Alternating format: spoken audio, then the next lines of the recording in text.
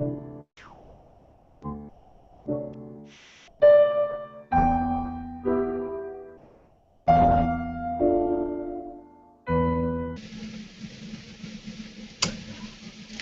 and welcome to this Google Hangout, which is part of the Mahindra Rise Prize program on the subject of World Class from India, which is part of a Google Hangout series, which is aimed at encouraging innovative thoughts. So all of you who are joining this Google Hangout, we have a very, very preeminent panel, should I say. We're going to be talking for some time, and then we're going to take questions from all of you. So the more interactive this is, the more fun it's going to be.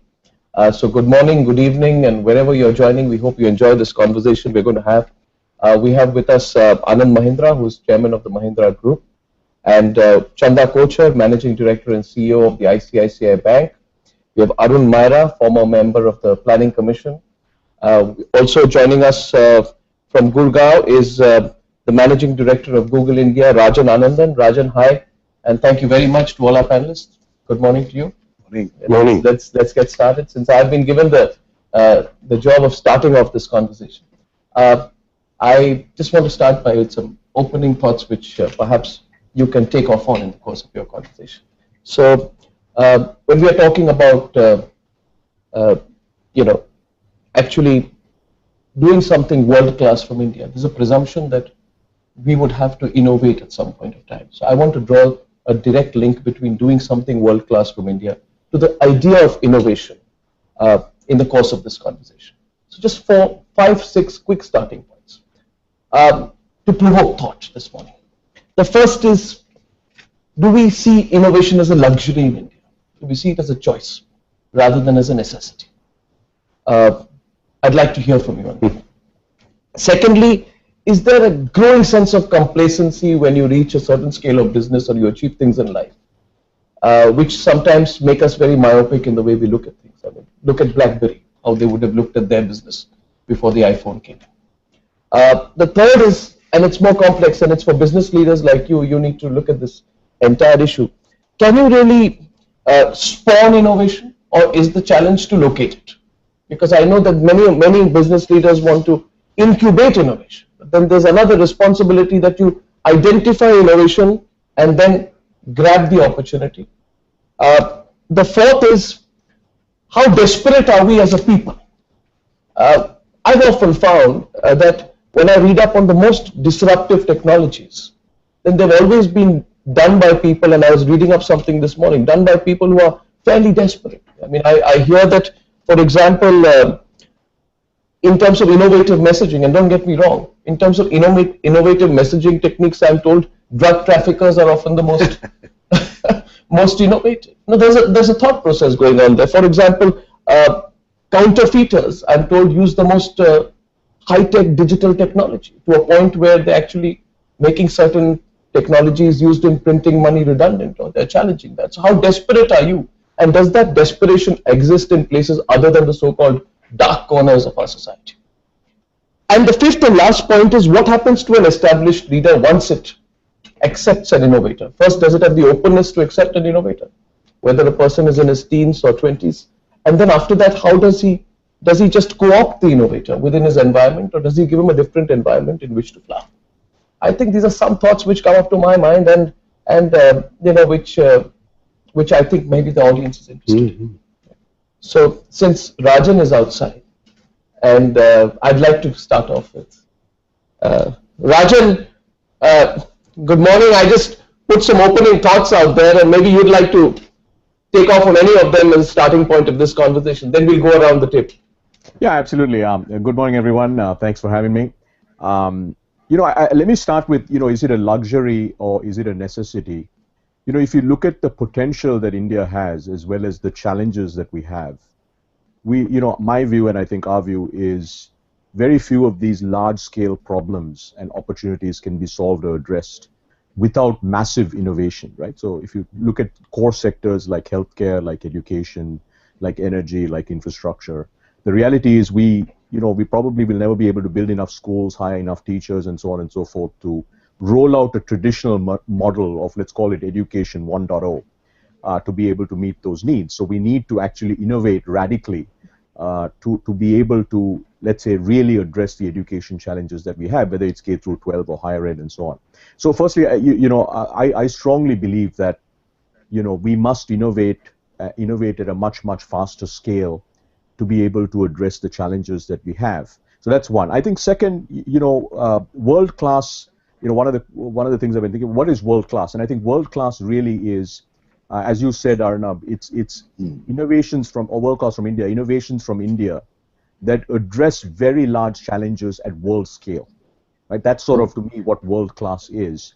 And the great thing about India is we have so many problems and opportunities that are at world scale. We have 1.2 billion people, and any specific thing that you pick is not a 10, 20, 30 million people problem or a 1 million business problem. You're talking about hundreds of millions of consumers and users and so on and so forth. So my view is, I'll take that first point that you said is it's absolutely an innovation. And I actually think, by the way, innovation world class in India will, in the near term, will probably be less about disruptive technologies, but more about disruptive business models.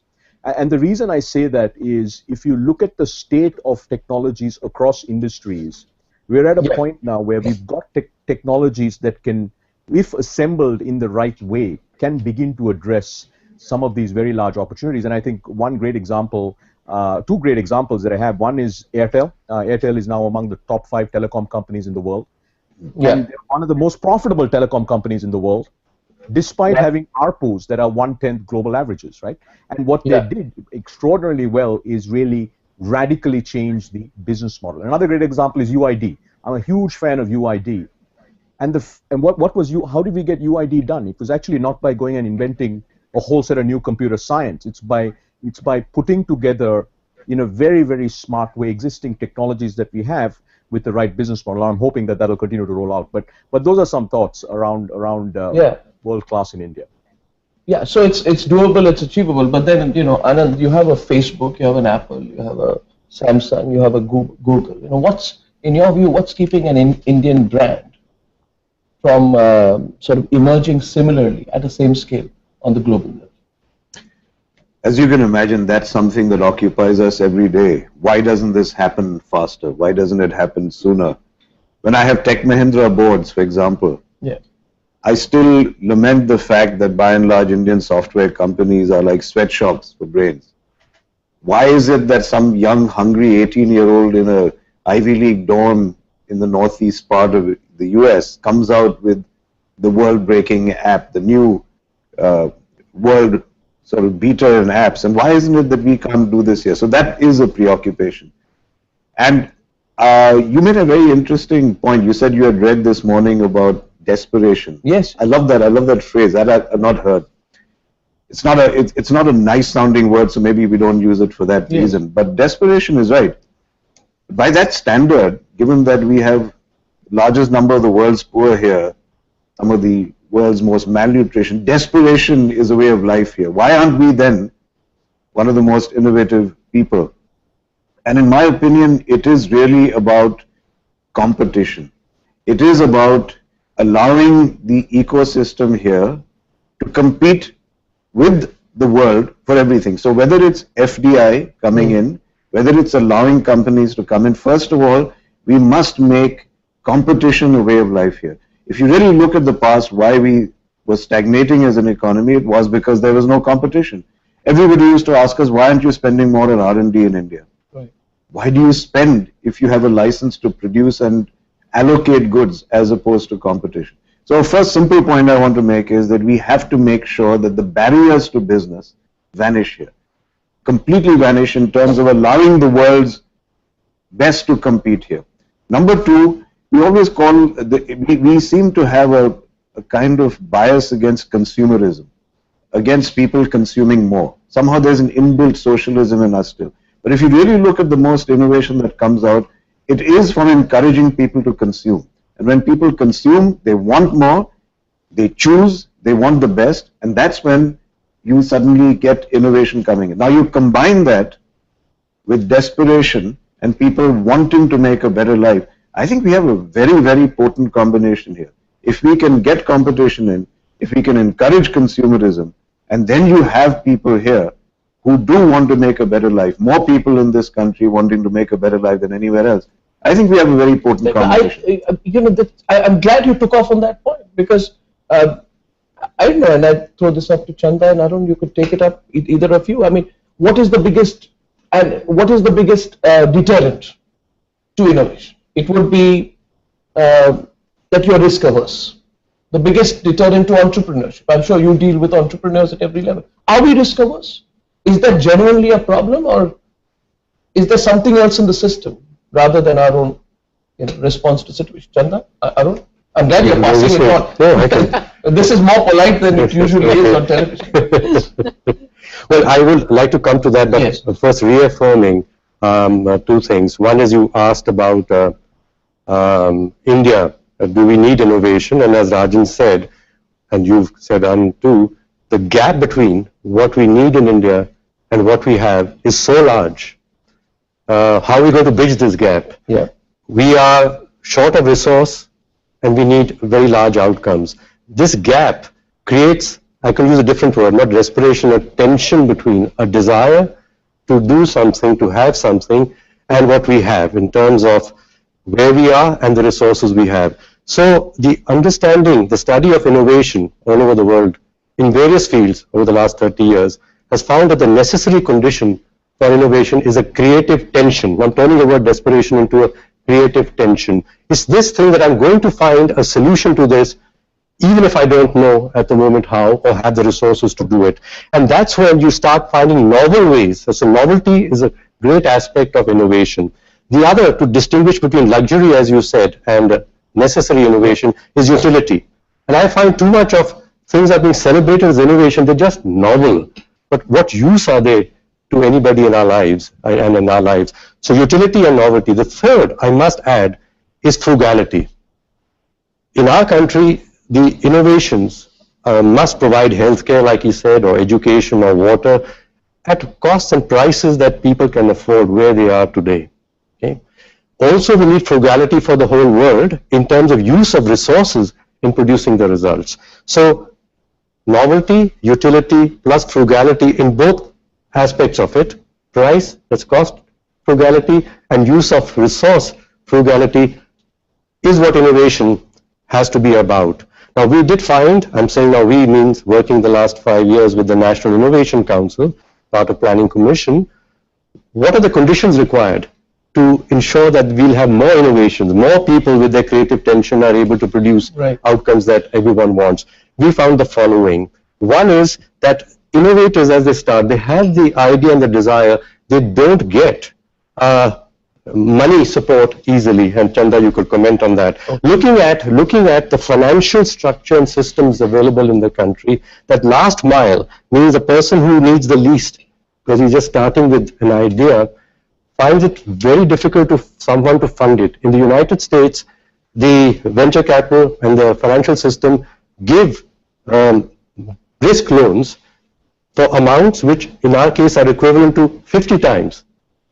Means you have to have a need which is 50 times what you really want for someone to take an interest in what you have. So that gap is not being bridged. So you got these ideas, but until they can prove and get the attention of somebody who's less risk averse, it's the risk averseness in the financial system for various reasons which prevents the innovator from getting the funds at an early stage.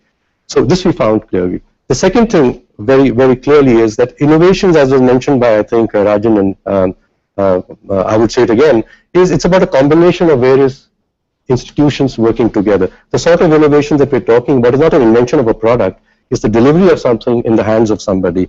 And as Rajan said, the thing might have been invented, but you got to invent a process of getting it to people. So therefore, India, by the way, is ranked world class and the top of the world in business model innovation. So they had an award last year in Paris, international award, for 10 best innovations that have changed the lives of large numbers of people. 5 of them are from India. And there's no new science. You talk of Arvind Eye Hospital, there's no new science. All of this worries me, Arun.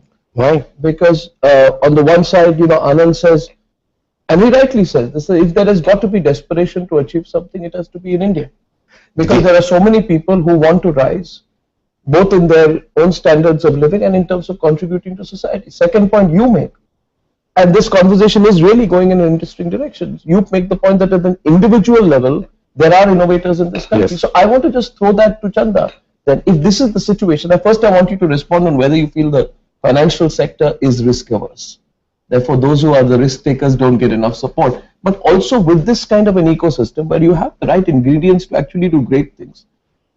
This recently released Global Innovation Index says that India has slipped another 10 places. We are now 76 out of 100 countries.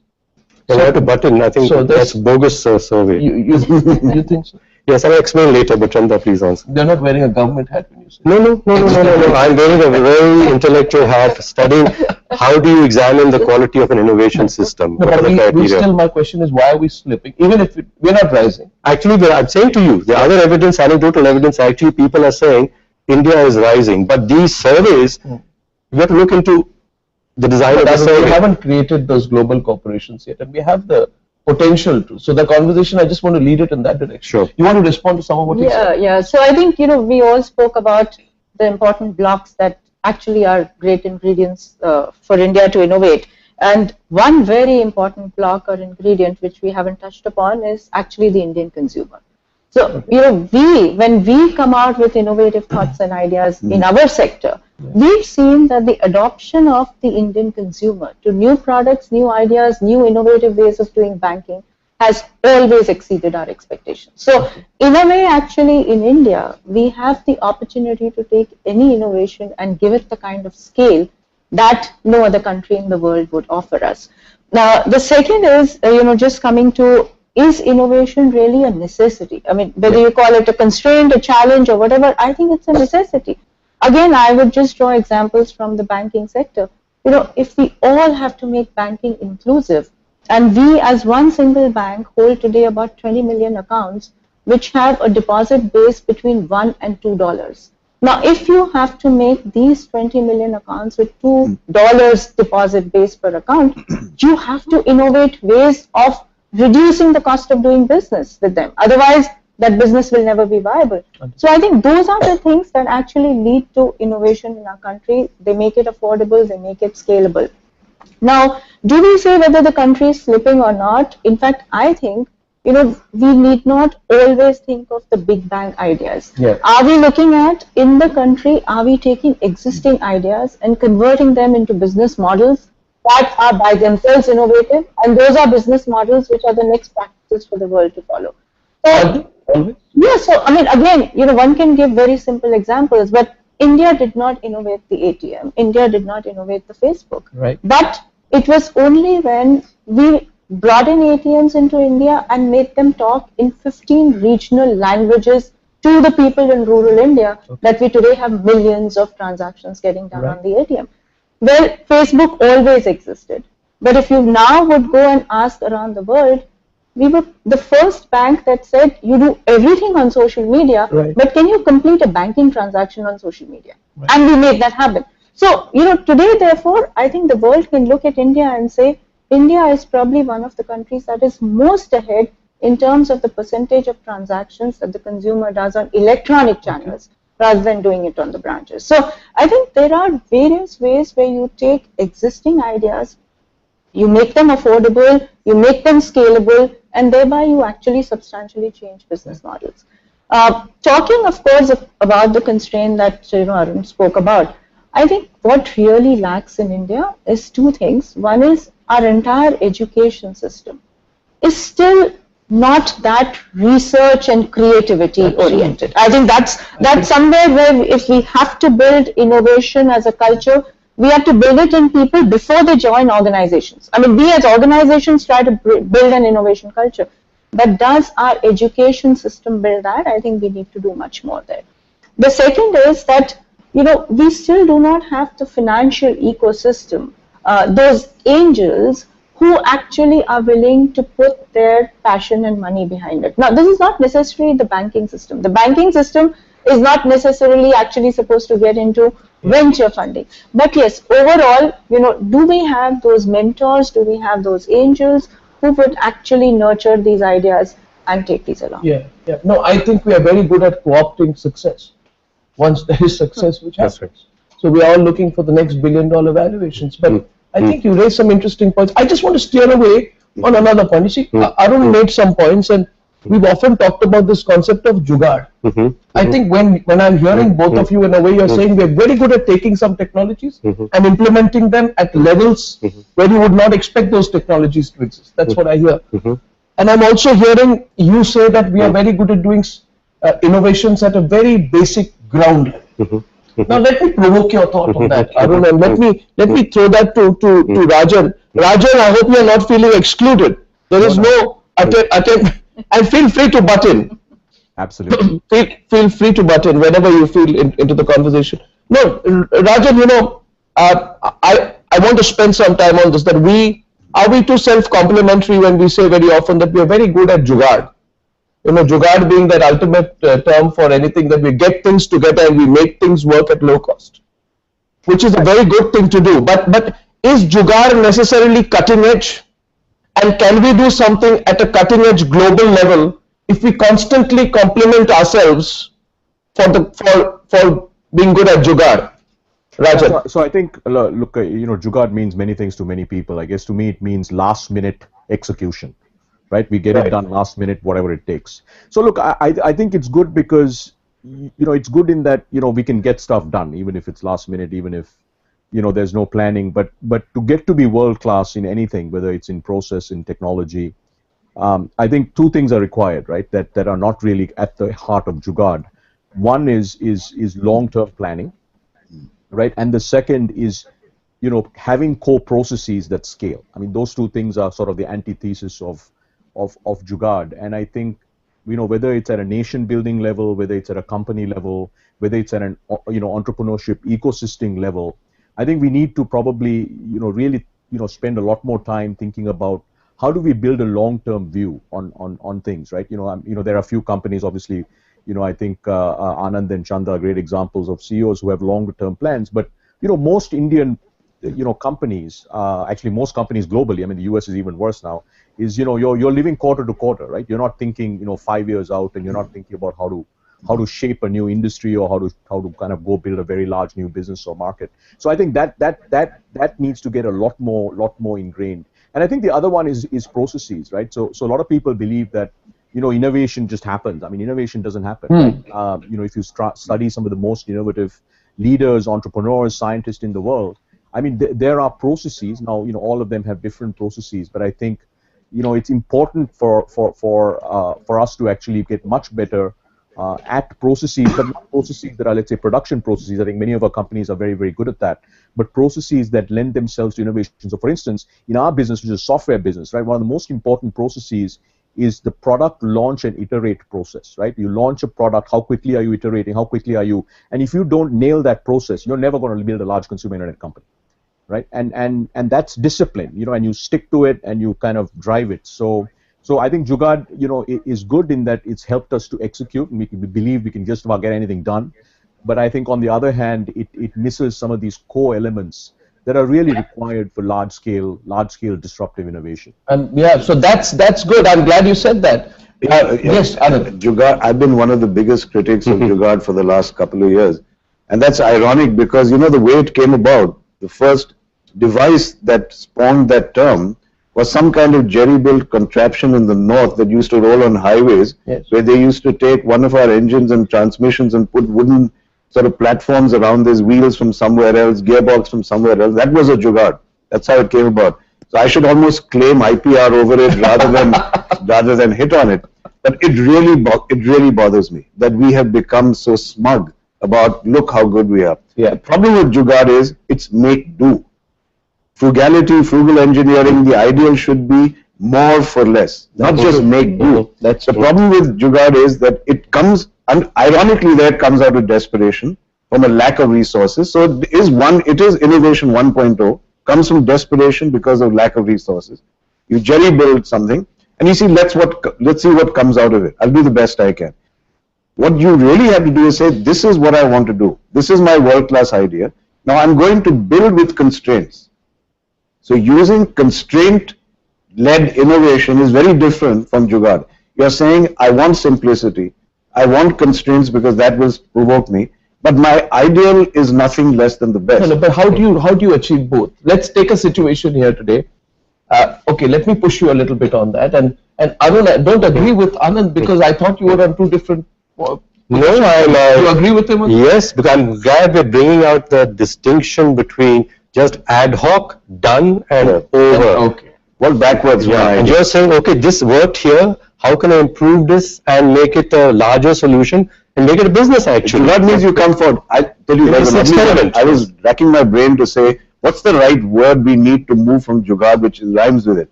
There's a lovely one, since three of us are Bombayas here. Yeah. There is a lovely word called jhakas. That means superb. Wow. So one has to say, how do I build something that's jhakas?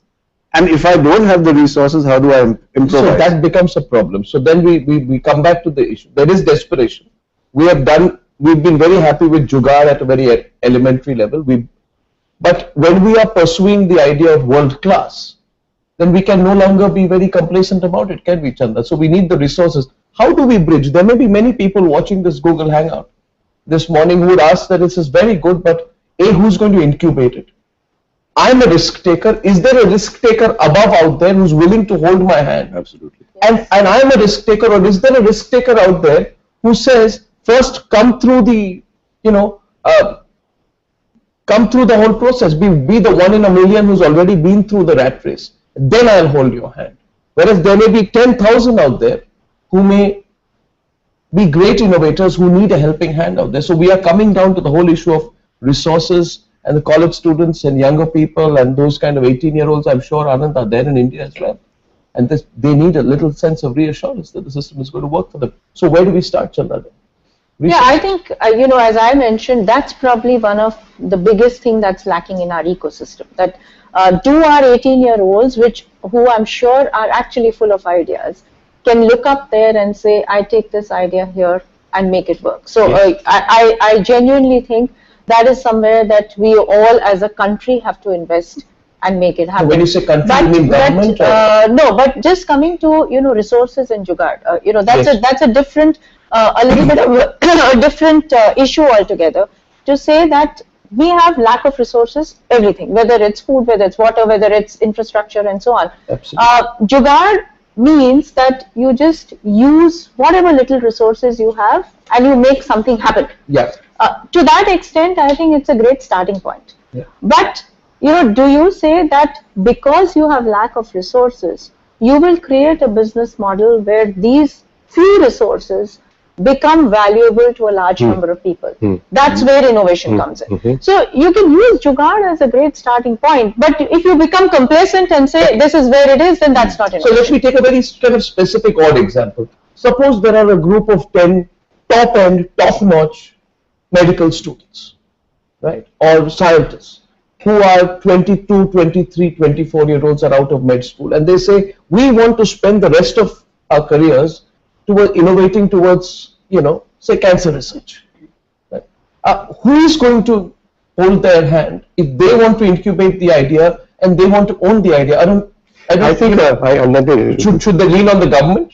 Firstly, you're starting with, I want to do something with cancer research. Right. What we found is, actually, I mentioned to you the 5 innovations out of the 10 that were globally found to be the best innovations which have improved the lives of people in the world were from India. 4 of them are from the healthcare side. 2 I remember immediately is about Narayan Hridayalaya, the heart operations, and the other, the Arvind Eye Care. There are 2 others. So just look at that. It is not a research. Here's a man here who said, why is it that there are people not getting treatment for their eyes in good time and so much blindness? The other was about the heart. So he's finding that the technology is there, but it's not delivering the outcomes that people want. So it's like was said earlier, the business model, the organization model, and anyone who's researched it, and there's now cases in Harvard based on this, it's designing the whole delivery system, the procurement and delivery system to produce these outcomes at affordable prices and very accessible. So innovations in organizational models, business models, delivery systems, Dabbawanas comes to mind immediately, is India's quite good at that. However, when we looked at National Innovation Council, that people have got these ideas, and we found through the Honeybee network, which is run by the IIM in Ahmedabad, he said, Professor Anil Gupta, that he says, I think some 10 million. And he said, look, here you're sitting on a trove of experiments that people have proven in their own place. But no one is wishing to help these people to expand on these ideas. And we found, as we looked at it, that what was required was not just providing this product everywhere, but a delivery model, a business model to make it a business actually. So that's where we're coming back to Chanda, and she's quite right. It's not the banking system that one was talking about. It's what you said, the angel funders, the venture capitalists. So when I come back to your medical student, if he's saying, I want to research cancer and India is going to get innovations out of it, I'm afraid not. Someone says, I've got this problem here. I may not even be the best in cancer. I will find the best person in cancer and I will build a system to deliver solutions to people who have cancer problems. There is a dichotomy here. On the one hand, we have the business model, the small dormitory innovation, which I agree with everything you're saying. But what if somebody does say, I want to work on cancer research? There seems to be a different world which we are giving up on. Rajan said that we are already good at business models and that's what India should do. I worry a little bit, why shouldn't we? Why shouldn't we be having white-coated Bell Labs or cancer researchers also? And it's a good question. I just want to ask you. You have an answer for that. I have an answer for the government, as he said. Yes. Because we don't have the large corporations like the Bell Labs of the old days that led innovation in the old days. But I think, frankly, Indians would also be very good at very linear, logical, left-brain, sequential research. Why aren't we getting enough of that? Yeah, good. Let's look at the government thing. You mentioned Bell Labs. Government money, government projects funded Bell Labs. The government is a great customer for those things where there's risk and large amount of money is required to find a solution which will be good for the country in some way, defense or something else also. So what is lacking here in our country is that the government is not challenging our corporate labs to find solutions. Providing partnerships or something. Even today, DARPA, which is the US agency which funds, this is how it was. It says, okay, here's a bright guy in a university, you make a proposal that I want this research program to be funded.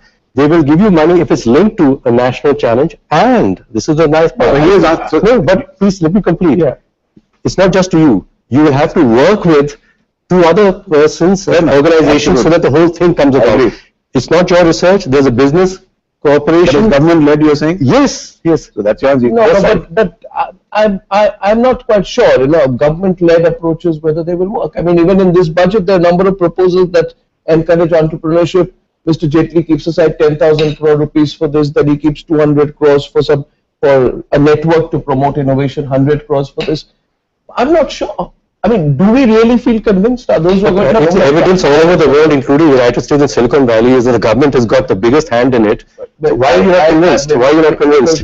Because Mr. Mehta, not that I have anything perennially against governments, but I do believe that some of the greatest innovations may come with zero government interference in our country. And I'm also looking at a new world out here, and I'd like Rajan to come in on this, but say today, we are speaking of innovation, Rajan, at a time when this whole Flipkart versus Amazon war, hopefully it will be heating up. Now that's an encouraging sign, Rajan, that Indian entrepreneurs and startups, right, a homemade company can lock horns with one of the biggest online retailers of the world. But that brings me back to my basic question. Are we very good at co-opting success when it happens?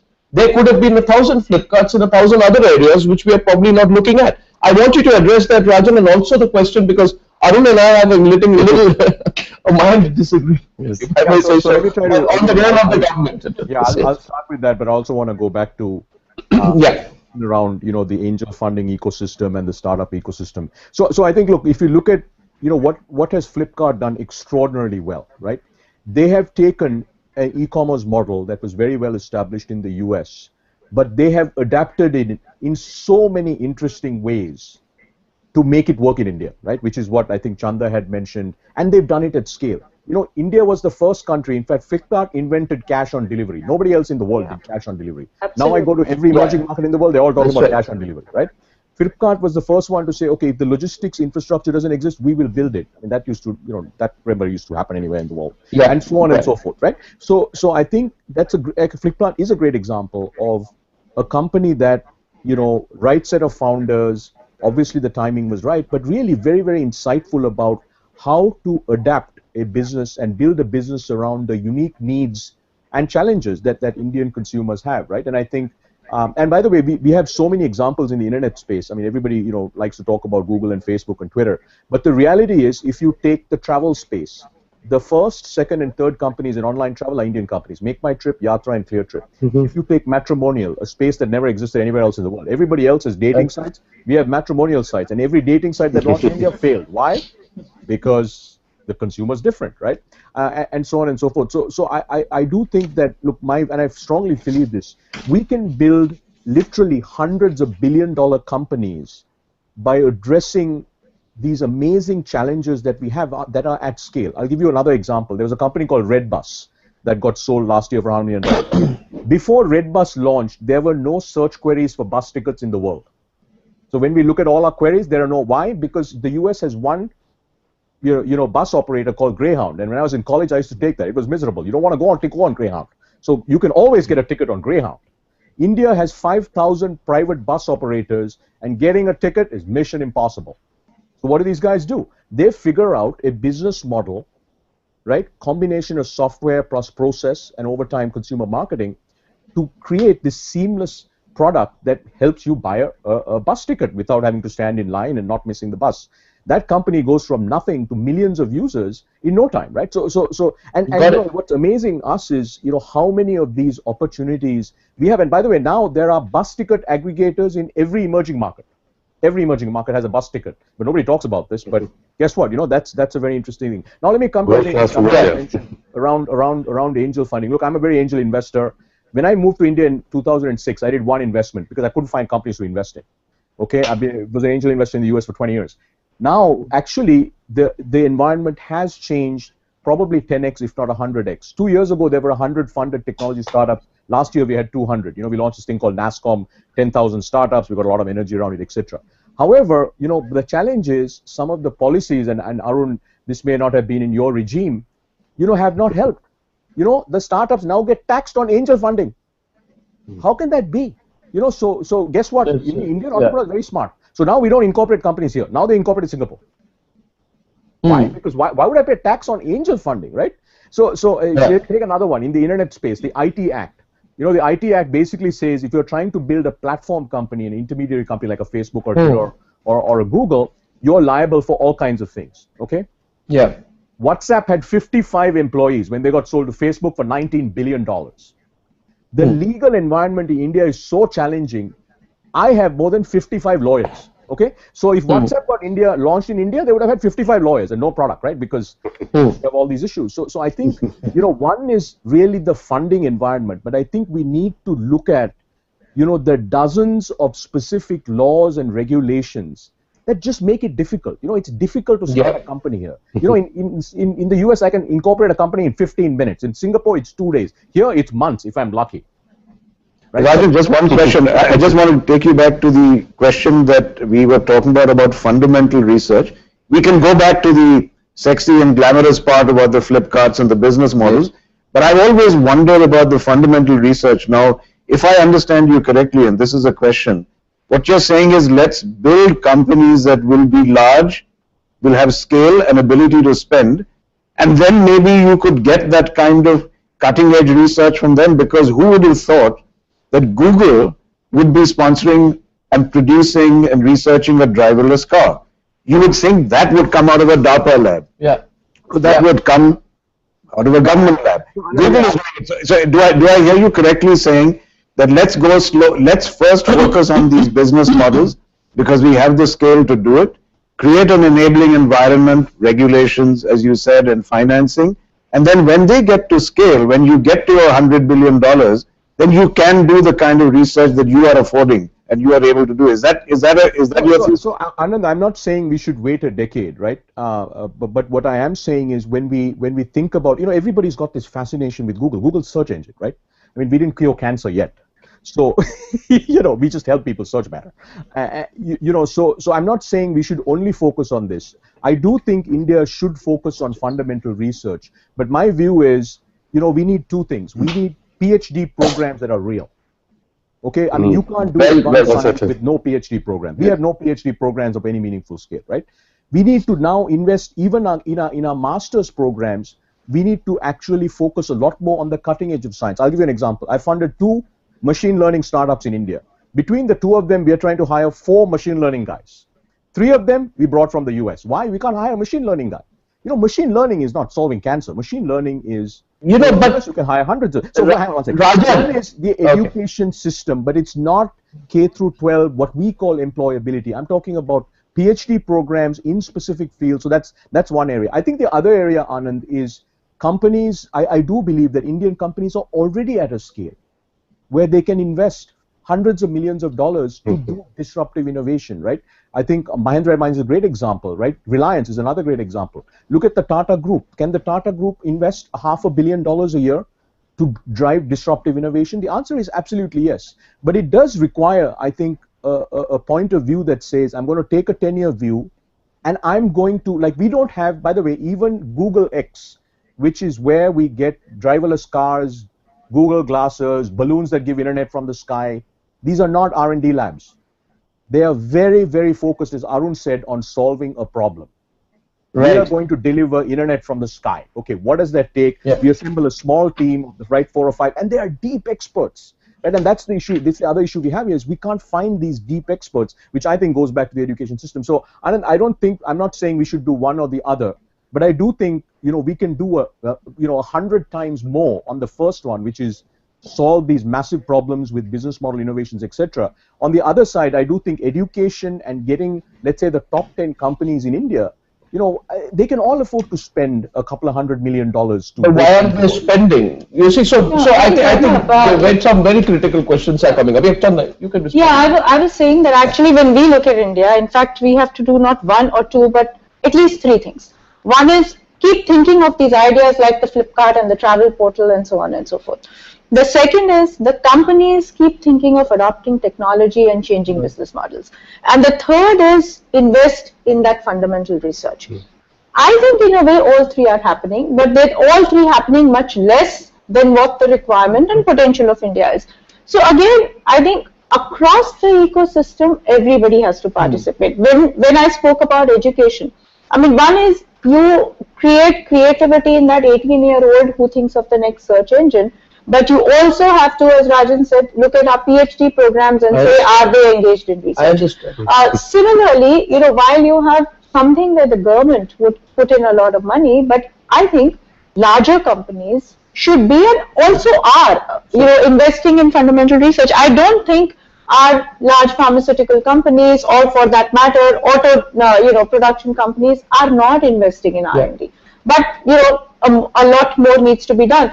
Plus, then there are also private sector who can do smaller initiatives. For example, people like us, while we do not really invest in fundamental research, but we run very small programs to say people from the education institutions will come and we run a competition to say, we'll come and show us 10 innovative ideas, we'll select 2 and then we'll fund those, and if the idea works, we'll use it. Now, those smaller limited initiatives. Chanda, there is that approach, that there are small limited steps that we can take. But I think what we are talking about here is about India being the next innovation superpower. Yes. So, and I think we need to take some very drastic leaps. And I think we're getting some interesting, challenging thoughts up there coming in from Rajan. And Rajan, I would just say that someone like you, who understands what Indians can do, then you should do something to invest in the innovation so that the next Google class kind of technology gets developed from India. What do you say, Rajan? A lot of this cutting edge technology comes, so everyone can do things at different levels. But Rajan, it's not just that. I want to just go on a slightly bigger issue at this stage, is that the problem in India, and I appreciate everything that you're saying, but you know what the problem in India is, Rajan? The problem in India is that failure is too expensive. You cannot afford to fail. Or whether you're a student, a cricketer, wherever, only the top 0.1% achieves anything, and the rest of the people, get left aside. So I want to raise that question here, which is that the risk of failure in India is too costly, and nobody wants to fail, and that may be the reason why we don't innovate our education sector, why corporations don't fund people who are not giving them absolute sure shot guarantee of success. You want to take, you take that, then I'll want to say something concrete about that. Go ahead. No, the risk of failure being too high in India, is it only in India, is it abroad as well? And if it is only in India, how do we get over it? I think building a culture of risk-taking, takes a very long time. But, the first step to that is to have role models. Again, I came back after 20 years, 2006, I go to Bangalore. Nobody wants to be an entrepreneur, right? We're now 9 years later. I go to Bangalore now, and I can't tell you, every time I go, everybody wants to be an entrepreneur. I mean, that's in 9 years, right? So I want to tell you, because I'm like deeply on the ground. So at least in the tech sector, what we are now seeing is graduates who are graduating, or somebody who's 23, 24, 25-year-olds who are working in big companies actually want to be entrepreneurs, right? Great. The other thing, and by the way, the single biggest driver of that is role models, right? Today, if you look at the Bansal brothers, or you look at Kunal Bal, or you look at Naveen Tiwari, who's built a $2 billion company, the second largest global mobile ad network is Bangalore-based. Okay, I mean, this is a company that competes with Google and everybody else in the world. Bangalore-based, and he's in his 30s, right? So, and there are about 15 or 20 of these guys who these young entrepreneurs can now look up to and say, you know what, they did it. And when the parents say, don't be silly, don't do this, they say, well, do you want me to be like him? Or do you want me to be, like this other guy, right? So I think, look, that's not to say we don't have it, but also I want to tell you, what's happening in India is very, very interesting. The energy among at least the engineering communities, the software communities that we're seeing is very, very interesting. So what we need to do is obviously take that and make it another 10x from where it is today, but also have it permeate not just a software engineering community, but across every single discipline, every single industry, so we get it. So obviously, do we have a culture where risk taking is bad? The answer is absolutely yes. But that doesn't really help. The question is, what can we do? And I think the great thing now is we are already beginning to see it in tech. And for us, that's very, very exciting. Last thing is, in terms of Google, look, we are very clear. The biggest innovations in India will not come from global companies. They cannot. Because we have global platforms, right? I can't go solve the bus problem, which is actually $1 billion problem to solve, right? So our role, the role we are playing is we are doing a huge amount of work to catalyze the ecosystem, right? So NASSCOM 10,000 startups, we were the leading partner. We're launching a whole set of other things. We're doing a massive amount of work around cultivating entrepreneurs. We connect them with our engineering teams. And we're also, I think to Chanda's point, what we are doing is making sure that, for instance, right, my number one goal is simple. I want to connect 500 million Indians on a smartphone. Because my view is if we do that, then another 100 companies can be built because we'll have 500 million connected consumers. And all of a sudden, we could start building that, right? So that's sort of our view in terms of Google and what we are trying to do to catalyze this. Arun wanted to respond. I want to say three things. One is about risk taking, and we're talking about entrepreneurs. We found that the bankruptcy laws in India, especially for small enterprises, are completely broken. They're non-existent. So when you talk about the risk in the United States, you can declare yourself bankrupt and start a life again, and it's okay. You can't do it here. And we are looking after bigger companies. We have ways to go reconstruct them and so on.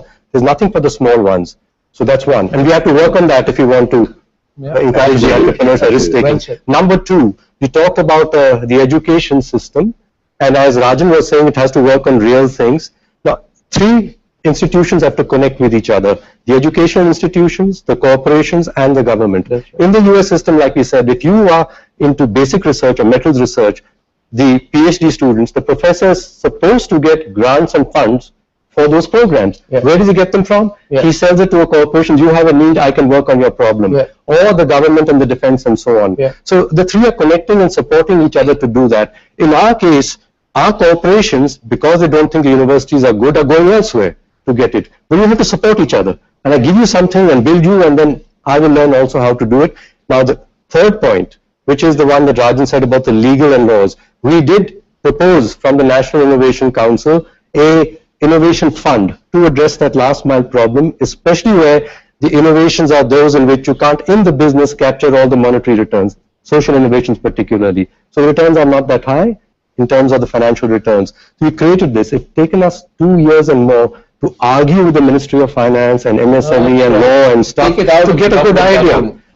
Take it out of the government. But I want to say, in the area of biotech, we have a fund that was created, which is managed by industry and the government together, and they say it works very well. So we come to say, in this area, government can do it, why can't you do it elsewhere? The system just doesn't want to learn from itself, even our own, scale up that experience to do that. So we come down to, I do think, that certainly the state, the government is not a very good learning system, an innovative system, but even the connections between ourselves, we're not learning very effectively together. Yeah, we're not. You know, I have a lot of questions coming in from outside. With your permission, I'd like to take a few. Okay, you can take that, Chanda. Anyone can take that, actually. Parthasarthi Mishra, Parthasarthi Mitra from IIT Kharagpur is asking, what the government and the private sector do collectively and individually to take our IITs and IIMs to the level of institutions like the MIT and the Harvard Business School. To take what? I didn't To get take our IITs and IIMs to the level of institutions like the MIT and the Harvard Business School. You know, if you look at Harvard Business School, and I've been on the board there, the key to its success is alumni support. Yeah. That's the fundamental growth engine of the Harvard Business School and of a lot of Ivy League institutions. It is about resource. It's about pumping that resource back into the college. And I think that's beginning to happen here. It's not going to be the government alone, which I think will be music to your ears. It's when alumni come back and start being generous and start giving back from what they have earned. And there's a substantial number of very high net worth IIT graduates around the world. They are giving back. That's when you're going to see a perpetual motion machine. And it's not only as I said, these are not supported by government, they're supported by endowments. Then the second part of success when you come to MIT is projects funded by the government, which are then handed over to these private institutions for cooperative research. So they have two sources of money and funds. It's from alumni and it's from large government projects. No matter how much you beat up on government or not, the fact is, we cannot end this conversation and let government off the hook. No, you can't. It's all right to say private sector will do it, keep the government out. You remember it was in vogue at one stage to say IT has grown in spite of the government, keep government out, minimize it, nothing will happen. To me, that's nonsense. Why do we elect governments? They are meant to fuel change. So government has to step up to bat and say, it is part of my job to have a long-term vision. It is part of my job to set targets and to say I will allocate resources. But where they have to be enlightened is, let's work with the private sector to do that. Let's work with centers of excellence. If there is a center of excellence within government, terrific. The recognition that I think you want is that increasingly the centers of excellence are outside, but the resources still with the government. No, the point, the only point I was asking is about whether we can think differently, you know. And there's another couple of questions which are interesting. Anand, I'll throw one at you. This one comes for you from Baidyanath from Mumbai. He says, when he was in his 20s, would any Indian parent have considered getting their daughter married to Steve Jobs? Do we have the stomach for passionate rebels?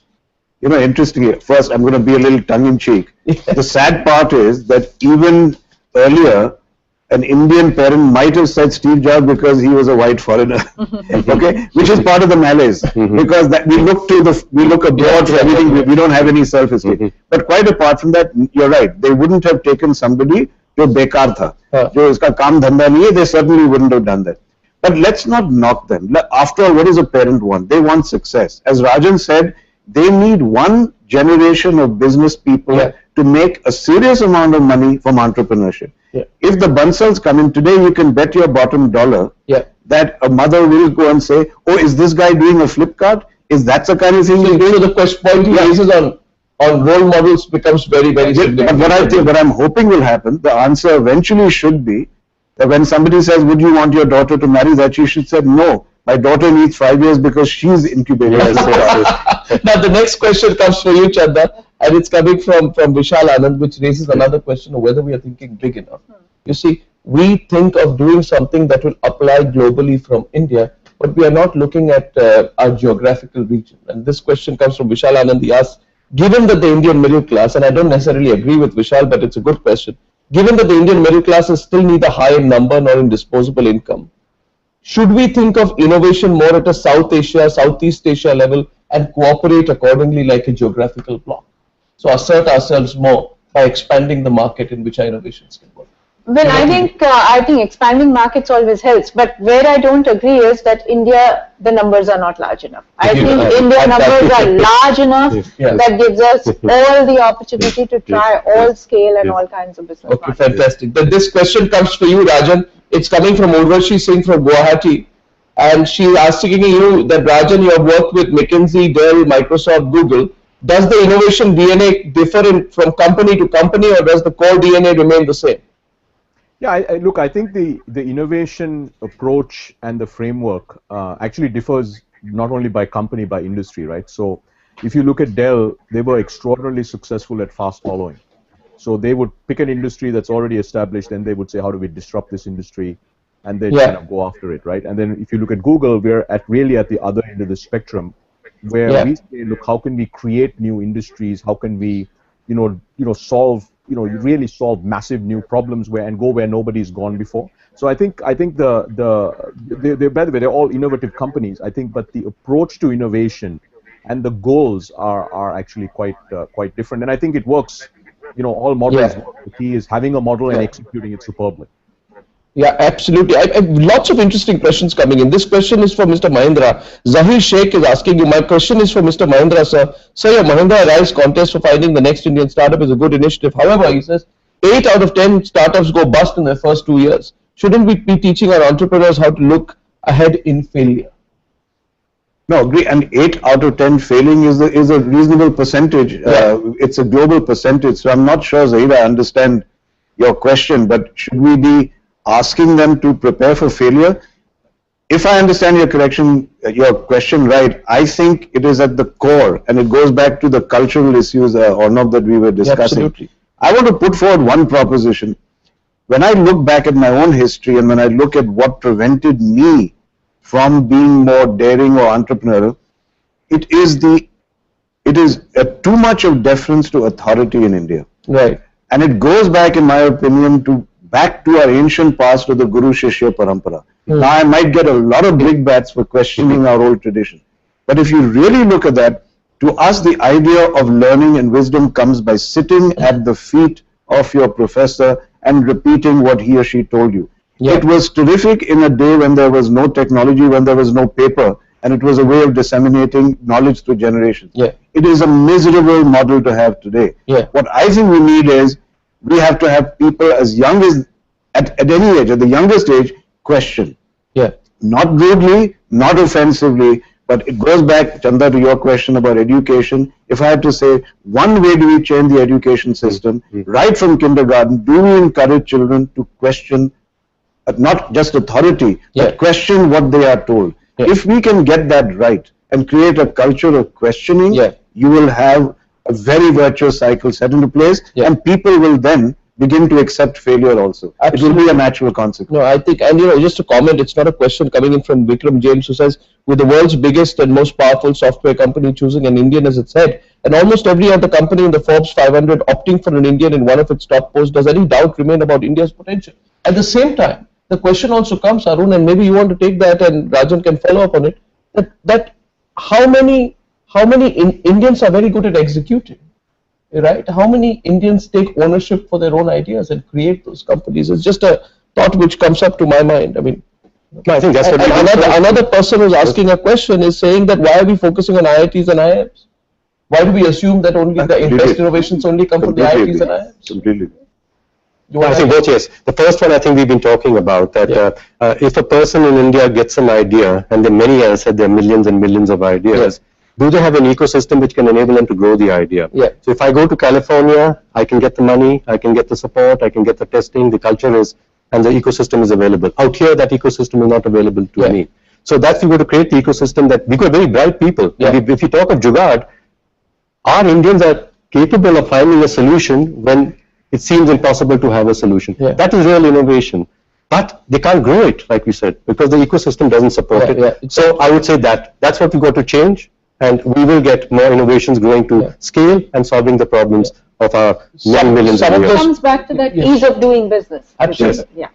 It does. And some of those who are following this conversation, I'm actually quite happy. There's so much feedback coming in. Some of them are responding to things that you're saying. For example, Seema Singh says, in response to Mr. Mahindra's question, why don't we have Bell Labs like innovation?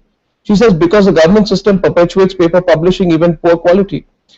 No incentive system to reward researchers who want to commercialize their ideas. They get subtly penalized for doing so. So they're actually sort of responding, and they, it comes, the whole question emerges of a system where, you fear failure, right? And you have no incentive to want to succeed, and there are very few people ready to hold your hand. That's why I come back to fearing authority. Yeah.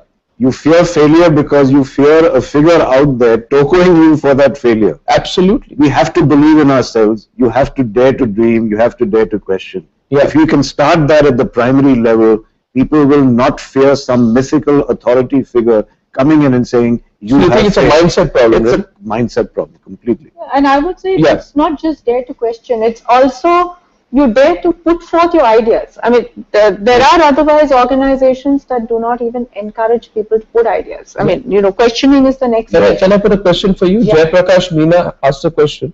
Why is the education loan rate greater than a car loan? Which car is more important than education in India? That's a smart one, actually. Jay Prakash Meena, you can both answer that. And he has his lips sealed on this one. No, absolutely. I'm not Chief of Financial Services. Go ahead. Happy to defer the question to her. You want to answer that? Yeah, I mean, I think that goes by saying that, when you have a car, you have a physical asset. Exactly. When you have an education, you need to be moving with the person. Yeah. Again, the issue here in India is that when you want to fund education, you realize that the best of the students who can do something with their lives are actually gone away. Yeah. And you cannot, get down to collecting loans from them when they've done their basic education here and gone away to States. So if we really had ease of doing business and the ecosystem much better in India, you knew that your education would result into many positive results in India itself. But Chanda, one input to give you, we run something called the KC Mahindra Education Scholarship, which is for scholarships going abroad. It's not scholarship, it's a loan. But it's an interest-free loan payable when able. And it's interesting, every year a bulk of the scholarships we give out, the new loans we give out, come from the loans repaid. We have no NPAs. And these are people who've gone around the world. So when you go to an honor system and you say, we're giving you an interest-free loan, when you make your money, pay us back, every year we get the money. Yeah, the similar experience we have is when we run the banking training programs. Actually, in a way, it's like an interest-free loan. We pay for the entire cost of that training program and say, you're free to join anywhere you want. Yeah. A lot of people just join us and then their loans get paid out of the salary. Yes, absolutely. So once the education leads to employable opportunities that you can see, it's better than cars, then that's where the quality of absolutely. Which takes me to the next question, which is coming from Yash Oswal, who asks, Rajan, I'd like you to take this. Everything is getting linked up in the conversation. I don't know, Rajan, if you're following it. We are all talking about building those linkages. Chanda Kocher just said, when the education leads to employability, or then we find it something worthwhile investing in. Yash Oswal asks, why don't Indian engineering institutes focus on innovation and practical projects more than theoretical knowledge and academic marks?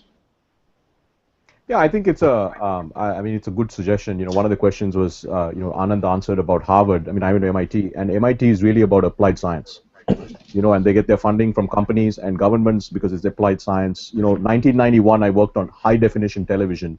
It launched in 2001, right? So for 10 years, it got funded by the Japanese and the U.S. government. So I think it absolutely is something that our engineering institutions should do, especially at the undergraduate and the graduate levels, is to focus also on, applied science. What's very interesting is, we produce actually pretty good computer science theorists, but when you actually have them then move to writing code, especially code that can break boundaries, that's right, it gets to be quite challenging. And I think it's because of the learning model.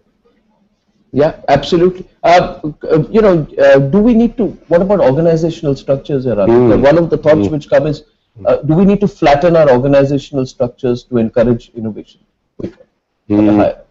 Absolutely. Look, this is almost a cliche now. Flattening, and we moved from flattening though, which is merely about taking lines on a white paper and changing an organogram. Yes. And I could do that tomorrow and say I will have 100 VPs or 100 SVPs and everybody is an SVP. You achieve flattening. But Arnab, I want to come back to this. This is about mindset. Does the CEO really want to allow questions? You can change an organization structure with a stroke of a pen and say, hey, I'm flat. Everybody's got the same designation. But if the CEO doesn't want to listen to people, you're not going to change. The new model was Google. There's that famous movie, The Internship, about people working at Google. Yes. It's about, once again, the idea of delegation, of empowerment, of allowing people to think freely, to free up their minds and to question. I'm sorry, I'm beginning to sound like a stuck record, but unless you have an organization where the leaders believe in allowing questioning, you're not going to change anything by flattening organizations. So that's the second thing. It was very important. Look, you flatten, right? Coordination is an issue, connecting and coordinating. We make hierarchies because the hierarchy coordinates us. So if you reduce it, then people have to link laterally, and it comes back to the skills to work with others, to create organizations laterally that work. This is the missing skill in India, if I might say so. We talked about the government within itself. I would say it is within a large hierarchical organizations. You can flatten easily, but you'll find that you can get chaos unless you build in the processes and the skills to work with others as a team to produce a result. Yeah, therefore, you have to have a culture where organization listens. You also have to have some kind of process where these bright ideas are actually sifted through, worked upon, and so on and so forth. And again, I think the culture of listening is very important, not just for the organization, but you have to train your people to listen to the customer. Absolutely. The best innovative ideas come from what the customer wants. Yeah. So first of all, your people at the ground level have to understand what the customer wants, how to listen, and then bring in those ideas. Get that kind of feedback. Completely agree. Yeah, I agree with you on that. Now, the other question which comes up is that most American corporations, they set up labs in colleges, in universities. They give them the funds. They give them the facilities, then they disengage from it. Right? Why don't we do that, Anand, here? I mean, why, and we are very content with increasing the number of IITs and IIMs, but why don't Indian corporations go and set up the labs in So first of all, it goes back to what I said. It's about competition. Why didn't Mahindra do it in the 80s and earlier? Why didn't There was no need, because you frankly had a license to produce X number of vehicles. You were protected from foreign competition. Why on earth would you spend money anyway? But now, these are rational beings. The moment we got hit by competition, we said, oh my God, we have to survive. And we were amongst the first to go out to IITs. Pawan Goenka himself, who now is the dean, the chairman of the board of governors of Chennai. We have a number of labs which are sitting out at the IITs. We were appalled when IIT people came and told us that we have these 10 ideas which are patentable. You guys are not coming. Do you know what? Samsung came and took it. Yeah. It's remarkable how many multinationals are out there. But Indians are following up. We have a number of these projects going. We have them even at the NID where I chair the board. Mahindra does a number of projects with NID. So it's happening. So it's happening. You think it's changing right now? Absolutely. And it's happening out of desperation. It's happening out of because we are desperately trying to fight competition. Yeah, which again is, it's very good that you are facing competition. Yeah, that's what I meant. Because in India, the success stories, Rajan, the biggest success stories still come from large corporations or a handful of entrepreneurs. That's not the story in Silicon Valley. So what's the basic difference there? Well, I think Silicon Valley really has an ecosystem, right? I mean, if you go back to all the various things we've talked about, Silicon Valley has Stanford, right? Half the startups in Silicon Valley, actually, they're California-based, come from Stanford grads, either current or past Stanford grads. It has a huge number of role models, right? And I think this role model thing we should never underestimate, because all the angel investors in the Valley are basically entrepreneurs or guys who work at companies like Google and Facebook and whatnot. So it's got really a large mentor network. It's got a lot of risk capital. By the way, we talked about angel, but actually, if you look at venture capital funds, we have 10 of them, right? And 10 venture capital funds is just not good enough. So we have no depth in our VC market. So it's got that. And then finally, I think it's amazing. I mean, we take an Indian startup team, and one of the things we've started doing now is saying, go spend 3 or 4 months in the Valley. It's got a mindset around, and I think Anand mentioned this, which is think big, right? It's not good enough to grow. One of the things I find interesting about India, our companies here, even large companies, they're happy with 20% because the world is growing at 5%. Well, we shouldn't be, because we should be growing like 100%. given the potential that we have. So so it's that mindset about we can build big businesses, we can kind of make it happen. And I think the last one is really failing is cool there, right? I mean, it's okay. I mean, yeah, absolutely. Fail. So you fail, and then you walk into Starbucks, you got a new idea, and you meet 3 angel investors, and you're off and running. So I think it's this ecosystem, and it's all these different. And by the way, when you build a company, if it's a pretty good company, you'll get bought if you want to get bought by Facebook or Google or Twitter or Apple or HP. So it's all in there. And what's amazing is this couple of hundred square miles just creates electricity.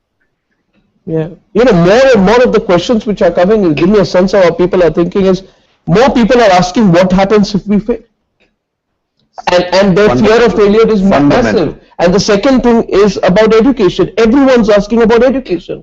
Why are public and private universities not doing enough to build education? So I think we're locating certain issues out here. People are not feeling encouraged enough with our existing education system. But as you said, we are joining the dots here, not because as Arun pointed out and Chanda pointed out, there is an ecosystem issue of bankruptcy laws, making it not so sort of heavily onerous if you do fail. Financially, there's a system to support you, and you have Chapter 11 equivalents go out. And the second one, which we are connecting the dots, is also the mindset and having authority figures accept failure. The mother and father must accept failure. Absolutely. They don't want to face Ma and who's saying, "Beta, you didn't succeed." But answer this Mothers question. and fathers have to change. No. But answer this question anyway. And this question comes: how do I beat the fear of failure or stagnancy? Gist of my question is, and this comes from Ralph's arrow: how do I handle my situation when my business did not do as well as I perceived? Let's ask Chanda to answer this. Chanda, because I tell you, she's both a banker who has to face somebody who failed or took a loan, and she's a mother. Yeah, and I'd like to answer, what would you say to your child or to somebody, one of his friends or her friends, who failed and took a loan from you? Yeah, I mean, actually, you have so many instances as a bank where you say that someone took a loan and someone failed. Yes. Of course, from a banker's point of view, the way we look at it is, was it the person's bad intent or incapability that made the thing fail, or was it because all the assumptions changed, which is very possible in a business environment. You start with certain assumptions and all the assumptions change and things don't work out. So I always in fact believe that a great entrepreneur can make even a bad project work well. Absolutely. But a bad entrepreneur can mess up even a great project. And Arnab, the media, let's come to you. I know you're the moderator. Yes. What bothers me is every time I'm interrogated and I'm saying, oh, you've got so many subsidiaries that are still making losses. They're startups. I mean, two-wheelers. Why are you getting into two-wheelers? Why have you tried this? They asked me the same questions when we got into hotels, which are $500 million businesses. Everybody is waiting to smell failure or to point at you if you're making losses, and the media is no less. Why can't we get the media to celebrate entrepreneurship? Media, financial media, to look encouragingly at people who are taking risks. And finally, to you, why aren't we making a world-class media organization? Why hasn't an Al Jazeera come out of it? I want to ask you that. You're asking me that question. You're flipping the I'm flipping it. Okay. I think the time has come, Anand. And if we do not exploit our natural advantages, of a democracy, we are a democracy, China is not. Our unique advantage with English, right, and our tremendous knowledge of technology and television production, for example. Anand, I'm predicting here today in the course of this conversation that before this decade is over, you will have a world-class global news organizations. I'm not saying one, global news organizations operating out of India. It's just that we have to think big, and I think the time has come for some people to think big in that direction. So many questions out here. I'm truly flattered, and I think I'd like to thank everyone, Arun. I think people are so involved in this conversation. What this tells me is that there is a whole world out there which wants to break out.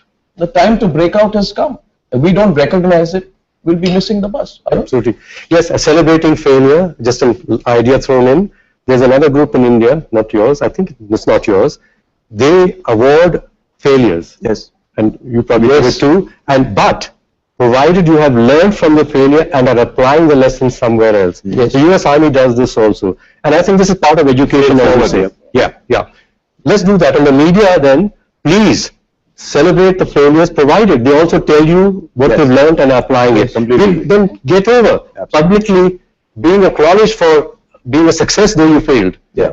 Just change the Because culture. you would be celebrating ideas. That's right. You That's what the idea have to is. celebrate ideas and Exactly. thinking. Yeah. Yes, I it does. completely unlike that phrase here. That's Absolutely. what media should be. And I think, one last input I'll take from someone, we have a minute left. It says, Muhammad Danish says, innovation comes out when there is no fear of failure, but in our society, there's no tolerance for failure. You have to succeed at any cost.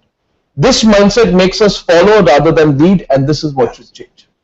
100% agree. 100% Nothing to add. we agree on Nothing to that. add. So, last word we began, we'll wrap up with Rajan. Rajan, are we ready to take that great leap forward now? This conversation will be followed by a lot of people everywhere. Your closing thoughts?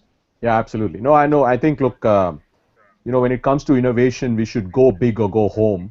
Good thing is we're already at home, so the only way we should go is go big. Excellent. And I would just say that risk of failure comes because there's too much competition and very little lack of resources. So Yes. everybody is trying to scramble.